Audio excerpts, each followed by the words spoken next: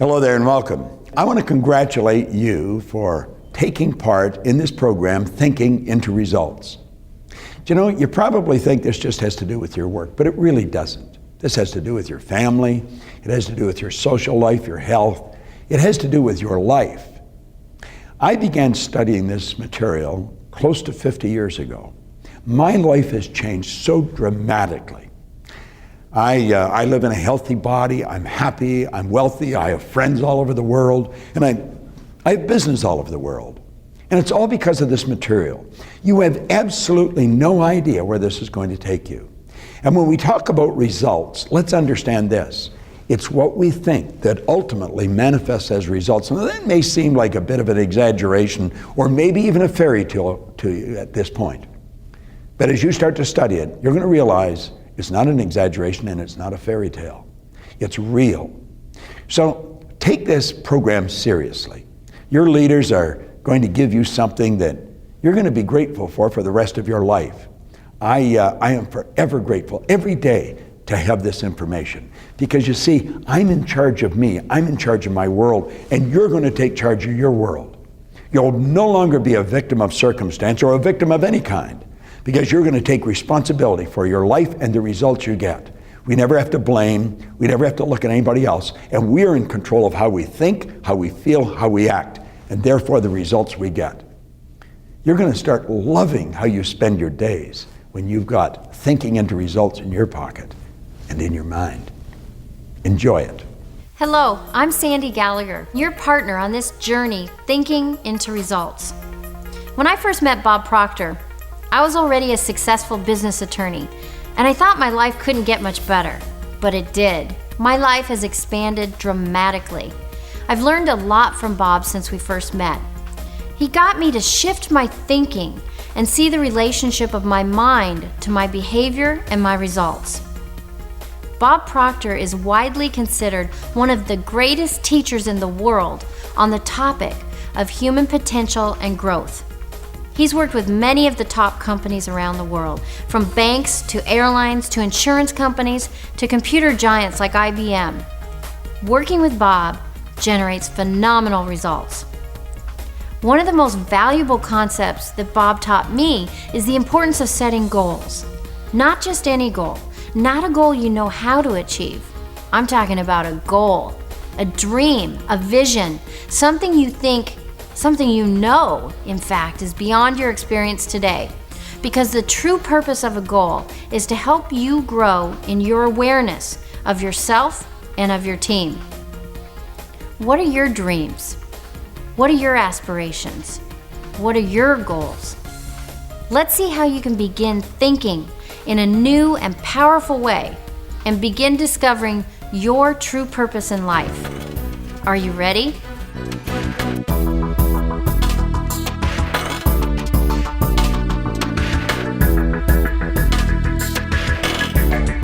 The lesson that we're going to do right now could have a greater impact on your life than anything else. It certainly did on mine. You receive a little goal card.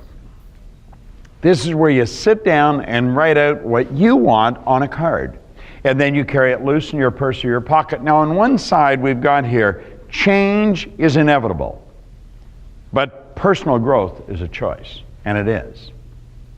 Do you know that you could wander up and down the streets of any city, anywhere in the world, and ask one person after another, what is their goal? And they'll look at you, and odds are pretty good they'll say, what do you mean? And if by chance you find someone that has a clearly defined goal, ask if they've got it in writing. And again, odds are pretty good they won't. If you decide what you want, and you write it on the card, and you carry it with you, I guarantee you it must happen. It absolutely must happen in your life. Now, why do we have goals? See, the average individual would say we have a goal to get more. You know, get a better house, get a bigger house, get a boat, get more money. No. That may be a result of the goal. You may, accumulate more in your life and nicer and better things. But the real purpose of a goal is to grow. It causes you to draw something out of yourself that you didn't even know was there. Now, when we set a goal, we're going after something we want. And if you know how to reach it, it's the wrong goal. Now, that probably sounds pretty silly. When you set a goal, you're going after something you want. And if you know how to reach it, it's probably the wrong goal. You're going sideways. I always mention that goals fall into three categories. I refer to it as A, B, and C. A-type goals are doing something you already know how to do. And I use an example in a program that I wrote about a young man that came to me and he asked me if I'd talk to him about his goal. And I said, sure, what's your goal? He said, I want to get a new car. And I said, well, that's okay. I said, what kind of a car do you want? He said, a new Pontiac. I said, well, Pontiac's a nice car. I've had a Pontiac. And I said, what are you driving now? And he said, a Pontiac. Really? I said, how long have you had it? And he said, 4 years. I said, how old's the Pontiac? He said, 4 years old. And I said, then what you're telling me is that you have had a new Pontiac that you bought 4 years ago. You bought it new. He said, that's right. And I said, that's not a good goal, because you've known for 4 years how to do that. There's going to be no growth attached to it. Now, that doesn't mean you shouldn't get a new Pontiac, but it would not constitute a goal. A goal is something that you're going to go after you've never done before. Now, when people move away from A-type goals, they generally go to B-type goals. And that's where they sit down and they gather all the information they've got, all the resources they've got, and they say, if all these things happen, then I could accomplish this. And they make a plan. They've got an absolutely beautiful plan. They've got the plan, and if all these things happen, then I can accomplish this. This is what they think they can do. You see, the A-type is what they know they can do. B is what they think they can do. Now, do you know that there's no inspiration in going after something like that? Absolutely none. And if you're going to really accomplish something, you're going to have to be inspired.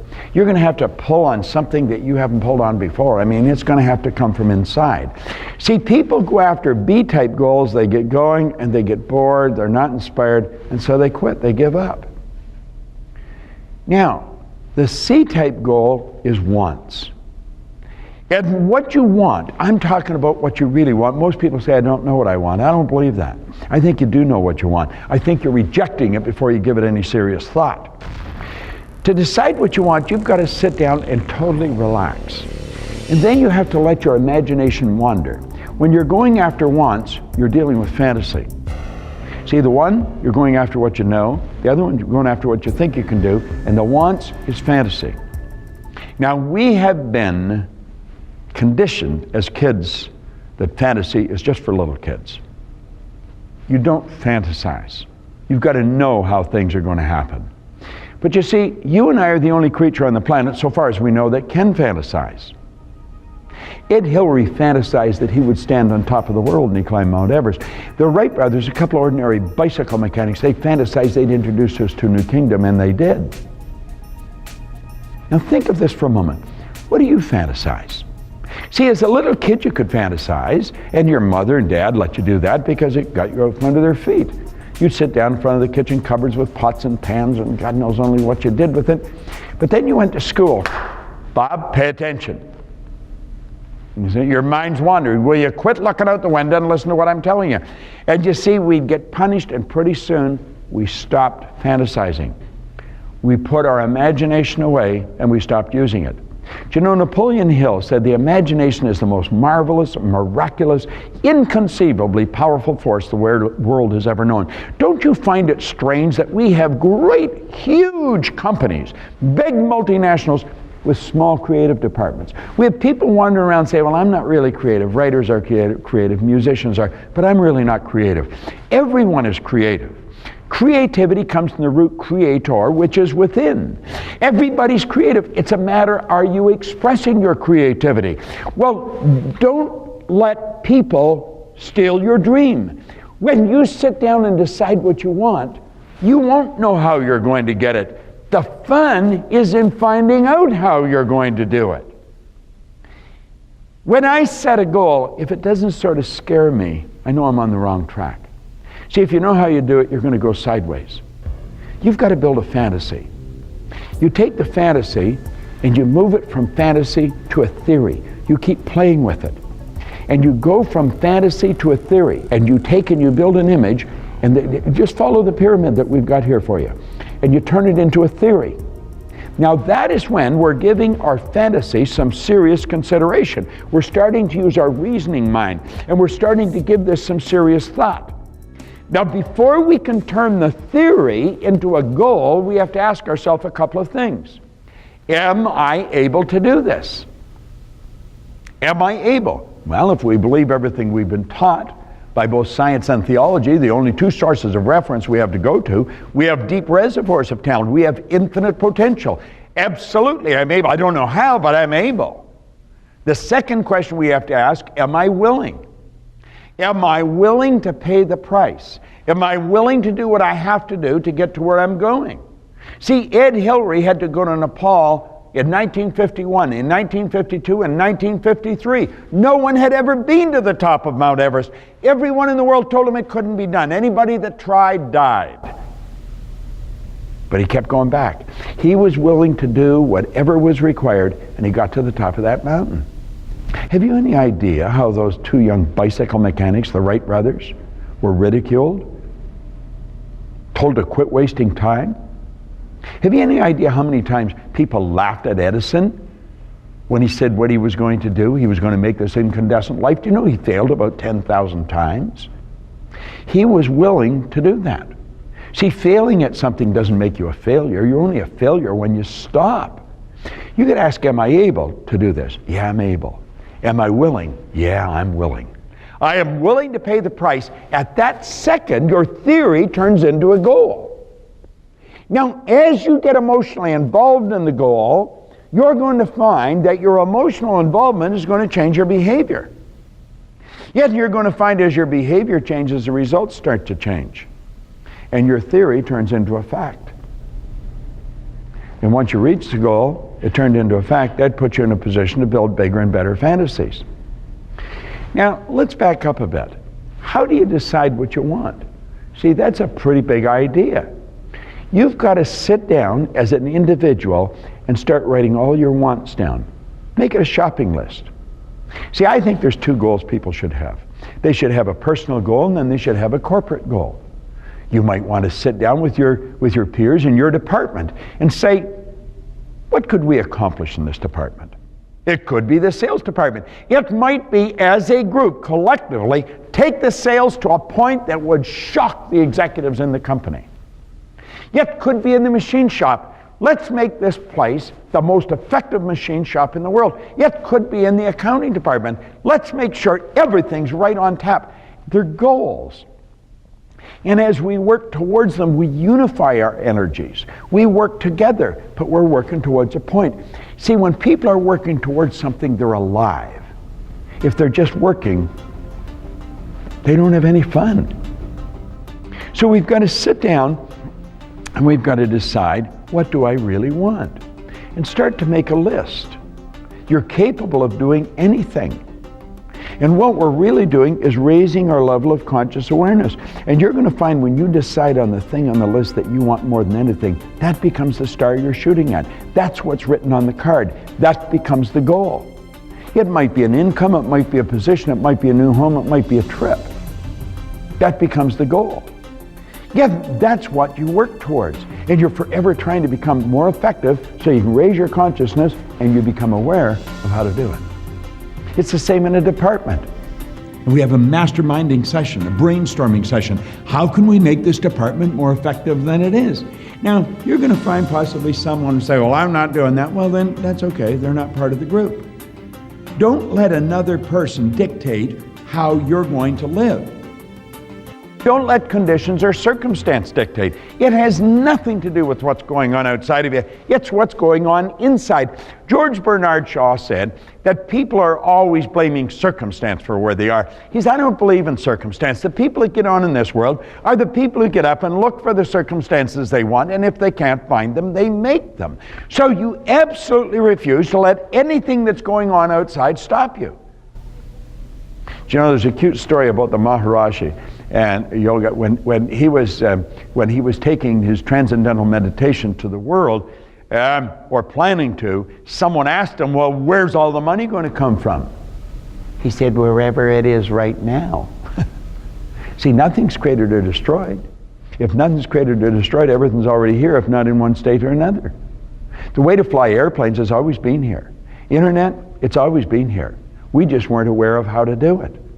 And as we raise our conscious awareness, we've got it.